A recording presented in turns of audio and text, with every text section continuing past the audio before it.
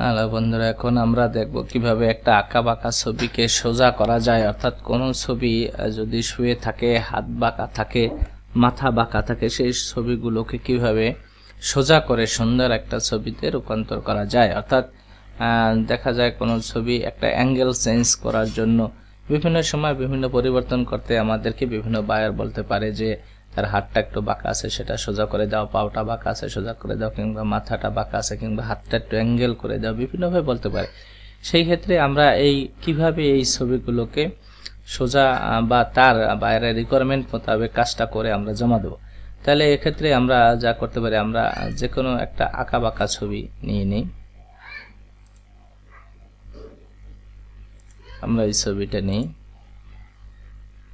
আচ্ছা, এই ছবিটা নিলে পরে আমাদের প্রথমে কি করতে হবে, এই ছবিটার ব্যাকগ্রাউন্ডটা আমাদের রিমুভ করতে হবে। তাহলে ব্যাকগ্রাউন্ড রিমুভ করার জন্য আমরা বিভিন্ন পদ্ধতি জানি। Quick selection tool, magic wand tool দিয়ে করা যায়। এসে সহজ একটা বড় যে টুলসটা আছে, ম্যাজিক ইরেজার টুলস, অর্থাৎ এক ক্লিকেই ব্যাকগ্রাউন্ড রিমুভ হয়ে যাবে। এটা দ্বারা আমরা খুব সহজেই করতে পারি। এক ক্লিকে আমরা এটা করে দিলাম।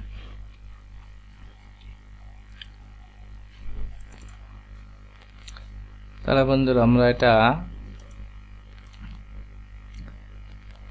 পিকচারটা আমরা কি করলাম, ব্যাকগ্রাউন্ড রিমুভ করে নিলাম। ব্যাকগ্রাউন্ড রিমুভ করে প্রয়োজনে আমরা একটা হোয়াইট পেজ নিয়ে নিতে পারি, অথবা এখানেও কাজ করতে পারি। তা আমরা এখানে ছবিটা হোয়াইট পেজে নিয়ে আসি একটু সুন্দর করার জন্য। কন্ট্রোল টি ধরে এটাকে আমরা একটু বড় করে নেব ছবিটা, অর্থাৎ এটাকে আমরা সোজা করে নিই।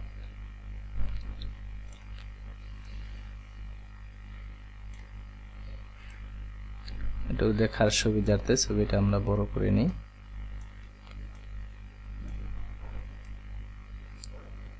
ব্যাস, অর্থাৎ কি ছিল, সে সরানো ছিল, আমরা ছবিটাকে সোজা করে নিলাম। এখন আমাদের কথা হচ্ছে কিভাবে ছবিটার পা, হাত এগুলো সোজা করা যায়। তাহলে এগুলো সোজা করার জন্য আমরা কি করব, এখান থেকে চলে যাব আমরা এডিটে গিয়ে এই যে পুপেট ওয়ার্ফে ক্লিক করলে পরে এই যে আমাদের ছবিটার এখানে এই অংশগুলো শো করবে। তো এই অংশ শো করলে আমরা কি করব, এভাবে যে অংশটা আমরা ঠিক রাখতে চাই সেখানে আমাদের পিন মারতে হবে। অর্থাৎ আমরা মাজাটা সোজা রাখতে চাই, তখন কি করব, এখানে মাজা, এই যে কোমরের এখানে আমরা পিন মেরে দেব। অর্থাৎ এই জায়গাটা আমরা সরাতে চাই না। তাহলে যে জায়গাটা আমরা সরাতে চাই না সেটা আমরা পিন মেরে দিলাম।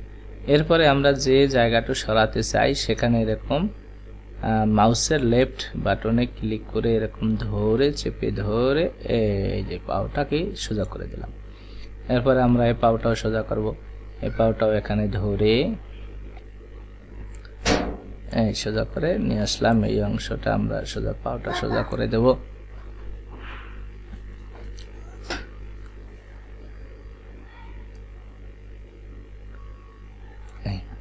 সোজা করে দিলাম। অর্থাৎ যে জায়গাটু এই পাওটা একটু যদি শর্ট মনে হয়, আমরা এটাকে টেনে একটু বড় করে দিতে পারি। এরপরে এই যে মাথাটা শুয়ে গেছে, আমরা মাথাটা সোজা বডি সহ ধরে এই যে দেখেন কি সুন্দর, একেবারে সোজা। ব্যাস, কি হয়ে গেল, সোজা হয়ে গেল। আমরা বডিটা ধরে একটু সোজা করতে পারি। ব্যাস, এখন হাত এভাবে আছে, চাইলে আমরা এটা নামিয়েও দিতে পারি, আবার উঠিয়েও দিতে পারি, সমস্যা নেই। এটা যদি একটু কাজ করে দেই, দেন কেউ মানা করবে না। এই যে সোজা করে দেন, তাই না? আমরা বডিটা ধরে চাইলে আর একটু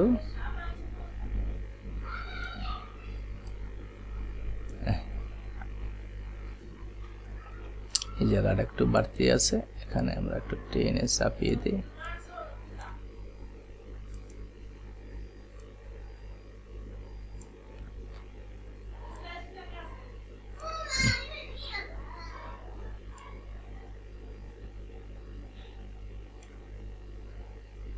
ব্যাস, অর্থাৎ তখন আপনার মূল বিষয়টা হলো আপনি যেভাবে করতে চান সেভাবেই সাজিয়ে দেখা যাবে। অর্থাৎ শোয়ানো লোকটা আমরা কি করলাম, সোজা করে দিলাম। এবারে আমরা এন্টার প্রেস করব, ব্যাস। তাহলে কি হয়ে গেল, লোকটা সোজা হয়ে গেল। তাহলে আমাদের এখানে ছবিটা কিরকম ছিল আমরা আবার দেখি।